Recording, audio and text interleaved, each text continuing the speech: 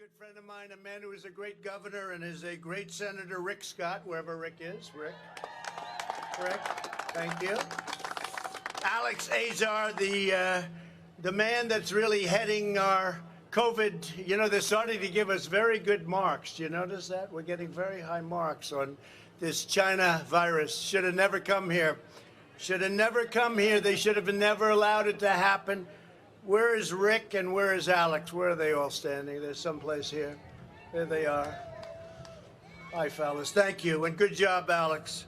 And proud sheriffs, police chiefs, all from across this incredible state. We appreciate you being here. Later today, Governor DeSantis, Senator Scott, and I will participate in a briefing on Florida's battle against the China virus.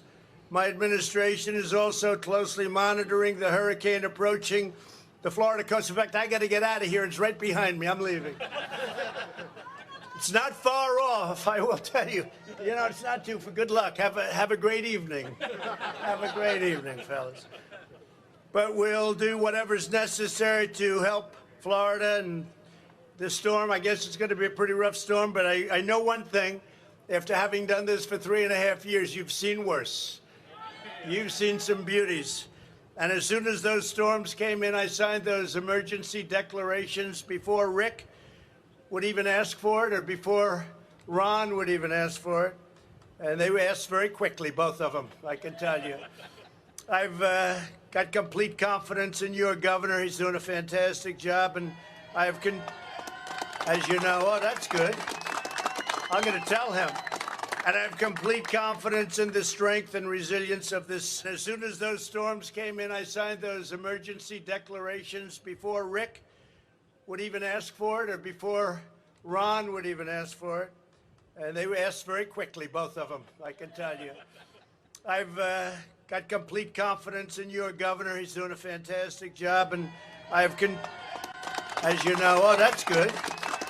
I'm going to tell him. And I have complete confidence in the strength and resilience of this incredible state and the incredible people, my friends in this state. Thank you. In recent months, our nation has witnessed an appalling assault on America's law enforcement and law enforcement officers, incredible people, and it's been very unfair, and they're not given the backup that they have to get from elected officials. In many cases, I don't call it leadership. I don't think it's leadership. They just happen to be elected. But they're not leaders. Radical left agitators and anarchists in Portland have burned city streets and attacked law enforcement with bricks and cinder blocks and fireworks and explosives. And they say water, that's just water. Oh, really? Frozen water in frozen bottles that they throw. And food, you know, they bring food, canned soup. And they say, you know, they're pros. A lot of them are professionals, and they're professional anarchists. Canned soup, you say, oh, that's nice. Isn't that nice? I wonder what kind of soup it is, but it's meant to throw. And when they get caught, they say, no, this is just soup for my family. Isn't that nice? But they use it to throw. You guys understand that. I don't think you see it down here too much, but they see it in Portland. If you saw it down here, they wouldn't be throwing it long. Wouldn't be long. It wouldn't be long. They wouldn't be throwing soup at these guys. In Jacksonville, Florida, a mannequin dressed in a police uniform was hung in effigy recently from a highway overpass. You saw that.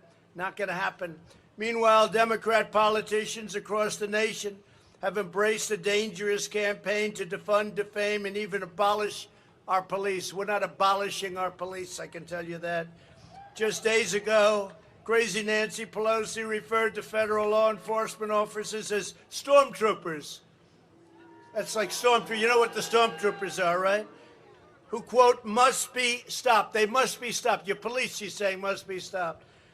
The people that are anarchists and the people that are terrorists and all of these, but they don't have to be stopped, but she wants our police officers to be stopped. That's not happening. Even worse, Joe Biden has viciously slandered our police, if he actually knew what he was talking about, which I don't think. Don't take it personally, because he has no idea what he's talking about. Just says, reads whatever they put. They put it there and reads it. Sometimes he reads it and sometimes he doesn't. Pretty soon he won't be able to do that either. and said that when the well-armed officers do their job, enforce the law, they become the enemy. Oh, I see. I see. They become the enemy when they enforce the law. That's nice. When asked recently if he supports cutting police budgets, Biden looked at them and said, yes, yes, absolutely. But again, I don't think he knew exactly what the question meant. Too complicated. In Biden's unity platform developed with socialist Bernie Sanders, crazy Bernie, you know Bernie? Everybody here Bernie? He's the only guy I've ever seen that loses, and he goes like there's nothing happened. I never saw a better loser than Bernie. They took the election away from him twice. If Pocahontas wouldn't have run, you know that, he would have won Super Tuesday. She stayed in Super Tuesday, left right after Super Tuesday. If she stayed and if she would have left the race just a few days before, the day before, Bernie would have gotten the thing. And then he gets out and he's friends with everybody like nothing happened. I don't know. I don't know if he's got another run in him. Does he have another run? I don't think so. He's not looking too good, but he's a great loser.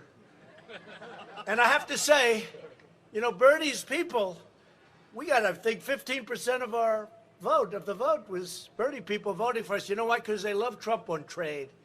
Because I stop and trade. Look at what we did with China. We took in tens of billions of dollars. And before the plague came in, we were doing so great. We were doing better than any country has ever done. We were beating China at every level. They were in a year, 67 years ago. It's the worst they've ever done. 67 years, they were having the worst year, and we were having the best year we ever had. Our economy, our jobs, whether it's African-American employment, Asian-American employment, women, Hispanic employment was the best ever in history. Hispanic employment. Who's Hispanic? Any Hispanics in the crowd? Yes. Raise your hand. Yep. And you've done great. And your home ownership and every aspect. You know, you look at people without a diploma, high school. People with a diploma in high school. People went to college, finished college, didn't finish. They have more groups than you've ever heard. Every single group was doing the best they've ever done. The stock market was the highest it ever was, although I must tell you it's getting very close right now. NASDAQ actually is higher. It's actually higher. And we had the best job numbers just recently, but we had the best of everything. The good news, we rebuilt our military, $2.5 trillion. $2.5 trillion. Think of that. We totally rebuilt our military. When I took it over, it was depleted. We had jets, fighter jets that were 52 years old. I wouldn't want to be in a fighter jet. I don't care who the enemy is. It's 52 years old. It's got to be better, right? But we have now all brand new fighter jets, lots of F-35s, a super jet. We have new missiles and new rockets and new everything, new tanks. We have a brand new military. Most of the equipment's delivered. A lot of it's actually coming, but it's coming very soon. All built in the USA, made in the USA. It's very important. So we have people like Bernie want to reimagine public safety. They want to reimagine it. That's what they talk about. We're going to reimagine. We'll reimagine them. I don't know much about what they do. I can tell you one thing. I support them, and the reason I support them is there's nobody better in the world. They don't have to reimagine. They know exactly what they're doing. Every day they get up and they go to work. They know what they're doing.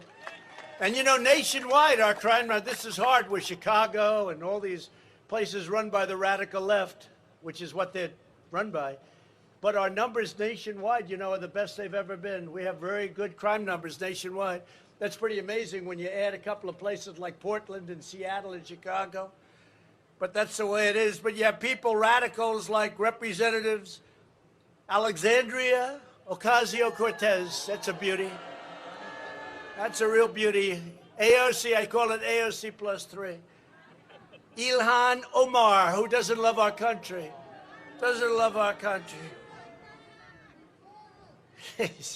You're going to get me in trouble. I won't say what you said. Last time that happened, they said they made the exact same, don't worry, they made the exact same statement as you, and they criticized me for not getting angry at the people in the audience. You remember that? So we won't say it, but they know what I mean. And Rashida Tlaib, that's another one. That's great. And they all mean to defund and disband police departments. That's what they want to do, defund and disband the police. Biden and Bernie's manifesto. So, you know, they agreed to a manifesto. I call it a manifesto. They don't call it that. It is a manifesto.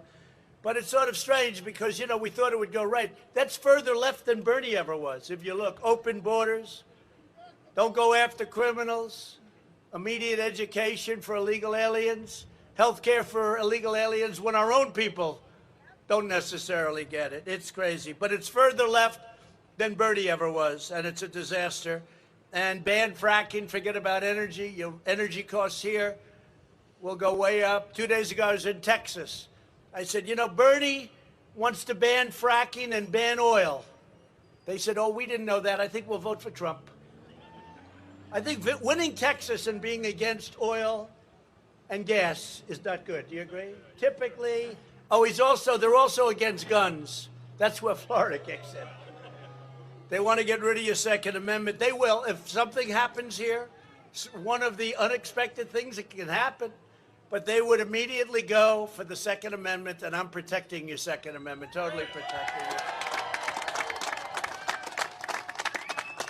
Biden supports lethal sanctuary cities which release dangerous criminal aliens onto the streets. They protect aliens, much more so than people that aren't aliens. They protect criminals. And Biden opposes the death penalty, even for cop killers and child murderers. I see in Boston, where you have the animal that killed so many people during the Boston Marathon, they just sent his conviction for the death penalty back to the lower court, so they'll argue about that for a long time. It's ridiculous. Think of that. It's ridiculous. Under the last administration, funding for local police was cut by hundreds of millions of dollars, and now they're talking about a much larger cut. 80% of the state and local enforcement surveyed reported a drop in federal funding. And MS-13 was allowed to go wild in our cities during the last administration. We've taken thousands and thousands of MS-13 the hell out of our country, and we brought them back. And now with the wall up to 267 miles, we built 267 miles. They don't talk about it. You never hear about the wall anymore. Used to be the biggest subject. Now I want the fake news media to talk about the wall. They don't want to talk about it. But it's had a great impact on the border. Mexico's had a great impact. They've been really nice to us. They have 27,000 soldiers on our southern border protecting us from people coming in from lots of places. Some places that aren't working out so good, but from Mexico, you know, coming illegally into our country, and Honduras, Guatemala, El Salvador. So we have the strongest border we've ever had, and as the wall gets up, nothing gets through that wall. That wall was built to last and last a long time. You know, when we were building the wall, I went to Border Patrol. Border Patrol, ICE, these are incredible people. And I went to them and I said, what kind of wall do you want? Do you want a nice solid concrete wall that I can throw up real quick? They said, no, sir, we need to have some see-through ability, right? And they want see-through, and ideally we want steel, sir, but we also want concrete. So we'd like steel on the outside, concrete on the inside, and then, sir, if you could put heavy strength rebar. I said, well, this is getting to be a little bit much. But we gave them everything they want, and the plate on top, that's an anti-climb plate for those that are interested. That makes it very tough to climb. First I said, I don't like the plate on top. They say, sir, that's for anti-climb. Makes it much tougher to climb. I figured I could save a few bucks. We didn't save the money, but we got it for the right price. So we're at over almost 270 miles. By the end of this year, it'll be just about finished, maybe early next year, just about. And we actually are doing more wall than we stated we were going to do. We're going to be over 500 miles. That's a lot of wall. It's a lot of wall. And it's having a tremendous impact. Wherever the wall is built, people aren't coming through. You can't get through. So the victims of the radical anti-police policies are millions of innocent Americans of every race, color, and background, including countless amazing Hispanic Americans who follow our laws, love our country, uplift our communities, and want safety for themselves and for the families. And I'll tell you what, the Hispanic Americans understand the border better than anybody, even me. I think I've become an expert. But they understand, and they want great people coming into the country. And they don't want people taking their jobs, and they don't want people taking their houses and taking their prosperity. But we've had a tremendous relationship. In fact, I was given, by the way, the Cubans. Do we have any Cubans here? I was given last time the Bay of Pigs Award. Bay of Pigs Award. They gave me the Bay of Pigs Award, so that was a big thing. We do great with Venezuelans. We're taking care of Venezuela, and we're taking care of Cuba. Joe Biden and the radical left's outrageous campaign against law enforcement is the major reason violent crime is surging in Democrat-run cities all across the nation. Where you have a Democrat-run city, you have a city with problems. If Joe Biden is elected president, the chaos and bloodshed will spread to every community in our land. You'll have a Portland everywhere. Look at Portland. It's like from 100 years ago. But I will tell you, Homeland Security has been incredible. A number of days ago, we sent them to protect the courthouse, if you can believe this. We actually sent them in, and they've done a great job. They protected it. These rallies or these riots, terrorists, anarchists, they've been going on now for 64 days. So 7 days ago, we sent them in. They protected the courthouse. And now we gave them a very short period of time, like days. They actually started yesterday to clean up their city and get rid of this, let's say these people, because I almost used a bad term.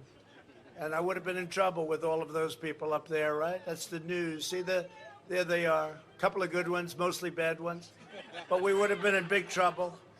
But we cleaned it up, and they emptied out the park last night. You know, they're supposed to invite us in, but we invited ourselves. But if they don't clean it up, we'll be sending in people, and we'll take care of it in about 2 hours. It'll go very quickly.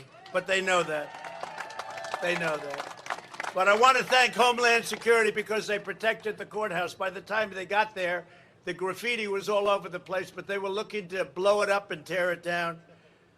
In Joe Biden's America, you and your family will never be safe. Rioters and criminals will be totally protected. Law-abiding citizens will be totally disarmed.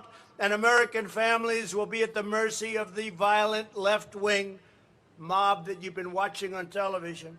There will be no safety, no security, no peace, no justice, no one to protect you, and no one to defend the American way of life. People like standing behind me will not be considered prime time. With me, they are considered prime time. They're the best we have.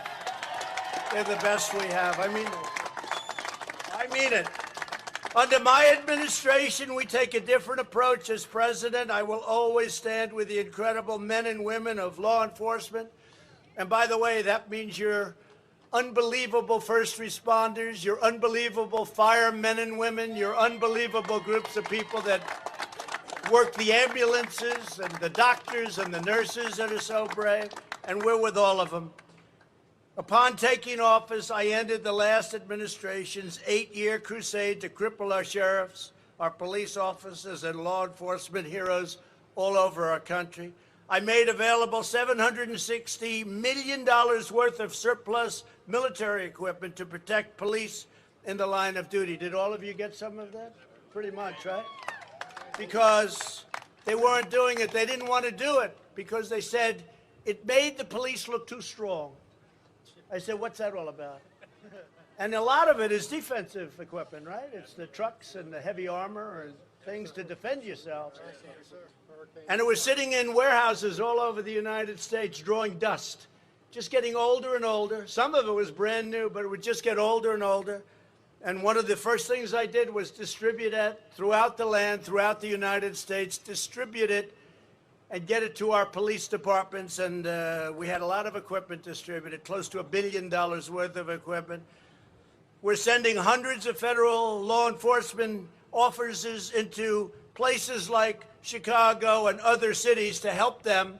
And if they don't get their act straightened out, in Chicago, over the last few weeks, you had hundreds of people shot and far too many people, I won't even give you the number, it's a disgrace, far too many people killed, including young children, who were supposedly by accident, probably were by accident, stray bullets.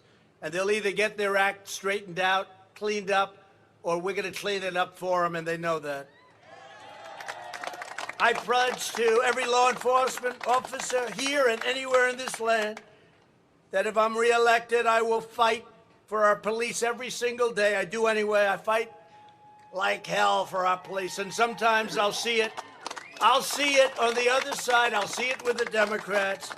They always want to cut back from the police. And you know, you're talking about peanuts. You're talking about small amounts of money relative to the kind of horror that can happen with death and with destruction and all of the things you look at. These people are great, and they do a phenomenal job. They're brave, they're strong, and frankly, I know they're well paid. They're not well paid enough as far as I'm concerned. And I'll work with the Republican Congress, where we have great support and great support for law enforcement, to confront the far-left local prosecutors in Democratic-run cities who are refusing to prosecute crimes, even murder. And when they do, they let people out almost instantly. It's incredible. You wouldn't even believe it could be happening. They have murderers in Philadelphia. Take a look at your prosecutor, your chief prosecutor in Philadelphia, and what's happening in that city, where people that kill, people that murder, get out automatically and quickly, or don't even go to jail at all. Killers. We'll drive out the fanatical anti-police ideology of the radical socialists, Marxists, anarchists, and agitators. And I'll fight to ensure that criminals who murder our police officers immediately and quickly, with a fair trial, but quickly, receive the death penalty. Together, we will keep American families safe. We'll make every American community secure, and we will make America great again. You've heard that before. That's what's happened. And we were there until the virus came upon us, and we'll soon be there again. We'll soon be there again. And China, we have not forgotten. We have not forgotten. I'd like now to ask Brevard County Sheriff Wayne Ivey to say a few words, followed by Pasco County Sheriff Chris Narco, who's two fantastic people. Maybe you'll say a couple of words, please, Sheriff. Sir. Thank you, sir. Mr. President, thank you for standing with us today. I'm Brevard County Sheriff Wayne Ivey, and today I'm extremely proud to stand with fellow sheriffs from across the state of Florida as we proudly give our support to President Donald J. Trump. Let there be no mistake, President Trump understands that government's one and only responsibility is to protect its citizens. That's why myself and thousands of law enforcement officers across our great nation support President Trump, as he understands that America's sheriffs and law enforcement officers are the first and last line of defense for our citizens and our constitutional rights. I've been a law enforcement officer for over 40 years, and I've never seen a time with challenges like our country faces today. A time when all of a sudden there are those who suggest defunding the police, going soft on crime, and even worse, that it's okay to commit acts of violence and looting simply because they oppose law and order. Now, like never before, America needs a president who stands strong with our law enforcement officers and who will be unwavering in protecting what I call our 3 C's, our citizens, our cops, and our Constitution. Donald Trump is that president, and each of us on this stage knows just how important it is to have his continued support from the White House in making sure that America's law enforcement officers have the resources, tools, and backing that it takes to get the job done. Folks, we need a president who will continue to be unwavering in standing strong for law and order, and not a president that has never stood strong for anything. We need a president that will continue to say if you break the law, you go to jail, and not a president that wants to give criminals hugs or blame law enforcement officers for doing their jobs of putting bad people in jail. Now more than ever, we need a president that ignores the insanity of those who suggest defunding the police, and a president who stands shoulder to shoulder with the brave men and women of law enforcement who put their lives on the line every day to protect our citizens, our homes, our businesses, and our way of life. Donald J. Trump is that president, and what we need is to make absolutely certain that we keep him in Washington, D.C., where he can stand with those who protect our communities and our country. Donald Trump is the president that stands strong with our law enforcement officers and our military, a president who honors those who heroically stand at the gate fighting evil. There's only one candidate for president that can honestly say they are law and order. Only one clear-cut candidate that is willing to stand on the steps of the Capitol and say, these are our cops, our protectors, and it's time we as a nation stand to protect them. In my view, there's only one candidate for president in 2020 that even understands what law and order means. And that is why we are all standing here today, Mr. President, in support of you, because we need someone in Washington who will be unwavering in the protection of our citizens, our cops, and our Constitution. Donald J. Trump is that someone, and we are all proud to stand with him in the protection of our great nation. Mr. President, we standing here with you and others around the country are proud to stand with you in the protection of our country, and we thank you for always standing with us, sir. Thank you, Thank you.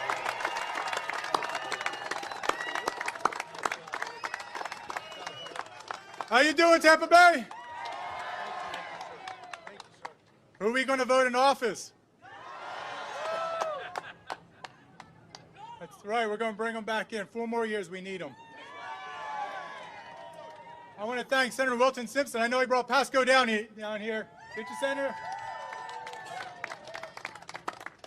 And Senator Rick Scott. He's up there in D.C. working very, very hard for us. Thank you, Senator, very much. Mr. President, next time you come, we're going to do a boat parade instead. Good. It's much better. Good. My beautiful wife, Bridget, recommended that. I'm proud to stand here with my fellow sheriffs to endorse and support President Donald Trump for his re-election.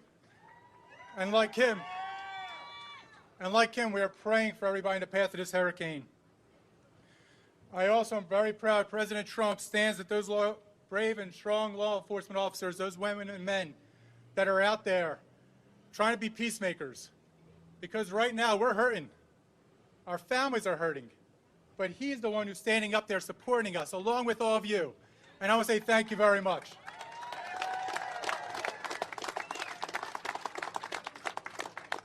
I'm also going to touch upon something that's getting lost out there, but it's absolutely true what President Trump has done for us. He understands the healthcare issue of mental health and substance abuse that we all deal with. And law enforcement has become an issue that we deal with, but it's a healthcare issue, especially in Florida, that we are dealing with. And he has stood up during his presidency to help those people. During his first term, he's championed to expand drug treatment in federal prisons and enhance reentry programs. President Trump understands that good people became addicts, not because of issues of their own, but because they were led to opioids, and that became a dependency that they become marginalized in. But he's reached out to help them. Those are those people that we deal with every day. And when you hear that unfortunate firm defund the police, that's defunding those people with mental health and substance abuse that need our help. President Trump did not ignore their plight. He helped them and their families because every one of us knows somebody. He also held the first White House summit on mental health. He's been fighting for more funding to support those who need that help. Those healthcare issues that we deal with in our community are overwhelming law enforcement. He understands that. President Trump is out there supporting us because he understands they're not just statistics of people who have been killed by opioids. That's our grandchildren, our sons, our daughters, our brothers, our sisters, and a friend. Those are those people that need that help. This president is the one who stood up and is helping them, helping us help them too.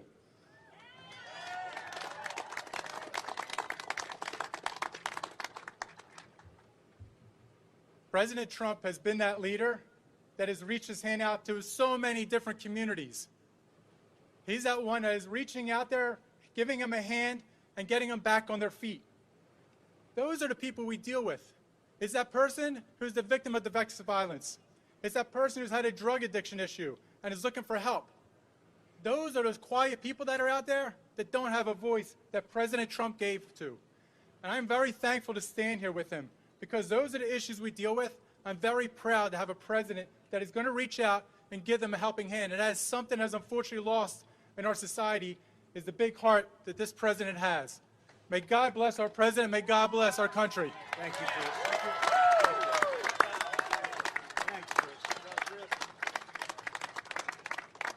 So, Chris and Wayne, thank you very much. It's incredible. These people, I shouldn't say this, but I will. I wanted to come down the stairs of that beautiful plane I want to shake their hands, then I want to hug them and kiss them, but I won't be able to do that for about maybe 90 days or so. We'll be back. We'll be back. But we want to thank you all. These are incredible people behind me, law enforcement all over the country. They're working. Some are allowed to do their job. Many are not allowed to do their job anymore. And those are the places with trouble. But we're turning that around. We're turning it around very, very strongly. I will always be with these great people. I will always be with them. I will never let them down. And I will always be with the people of Florida. You're a special state. It's very important to me. And we're going to go on. You're seeing what's going on. Those polls are going up, up, up. We had an easy campaign, and then we got hit by the China virus, and China couldn't have been happier because they said, well, maybe we can get rid of that guy. That would be good. We don't want him as president. We like the other one very much. They would own this country. I tell you, if they dealt with Biden, they would own this country. Be very quick, too. It wouldn't take long. But it didn't happen that way with me. They've gone the opposite way. We were going one way up, and they were not doing well. So I just want to thank everybody here. Be careful a little bit tonight. It's a pretty big storm. I don't know if it's going to be a hurricane or not, but it's a storm. It's significant. And you know how to handle those storms and hurricanes better than anybody probably in the world, so I'm not overly worried. But we'll be here for you. The declaration's ready to be signed already before you even get hit. And I just want to thank again Florida, and I want to thank law enforcement. Incredible people. Thank you. We will make America great again.